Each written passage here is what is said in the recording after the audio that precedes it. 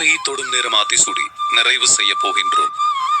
பக்தி பற்றி பேசுகிறேன் என்பதனால் பொது இடங்களிலே ஒரு சங்கடத்தை சந்திப்பேன். படாரென காலிலே விழுந்து விடுவார்கள். உங்களைப் போல ரொம்ப சாதாரணமான ஒரு ஆள் தான் நான்.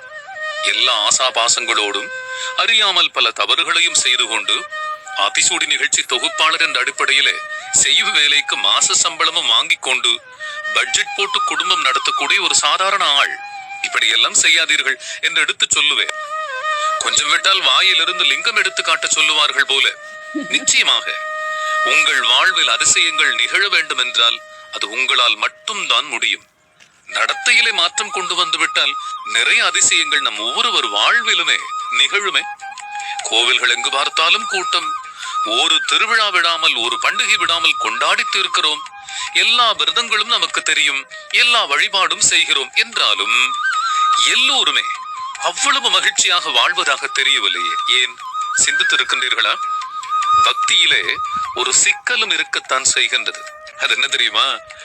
சொன்ன விஷயங்களை கடைபிடிக்காமல் சொன்னவரை வணங்க தொடங்கி விடுவது.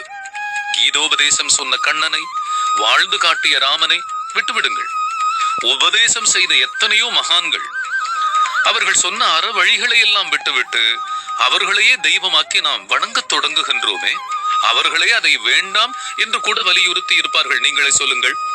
மகா பெரியவர் அருளிய தசோபதேசங்கள் என்று அந்த 10 உபதேச மொழிகளை சொன்னேன். ஏதாவது ஒன்றிரண்டை கடைபிடித்திருந்தாலே நம்ம எல்லோரும் கடைத்தேறி இருப்போமே.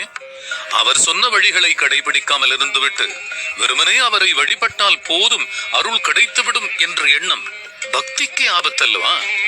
ஒரு ஊரில் இப்படித்தான் அற வழிகளை எடுத்து சொல்ல ஒரு ஞானி வந்தார். இந்த ஊரிலே பல பேர் கஷ்டத்தில் இருந்து இருப்பார்கள் போல. எல்லா போதனைகளையும் கேட்டார்கள். அவர் போதனையை முடித்துவிட்டு அடுத்த ஊருக்கு செல்ல எத்தனித்த போது அவர் பின்னால் ஒரு பெரும் படையே திரண்டு விட்டது. சுவாமி, என்னையும் சீடனாக சேர்த்துக் கொள்ளுங்கள், என்னையும் உங்களோடு வைத்துக் கொள்ளுங்கள் என்பது போல. அந்த சாமி திரும்பி பார்த்துவிட்டு அமைதியாக சொன்னார், நான் என் வழியிலே செல்லுகிறேன்.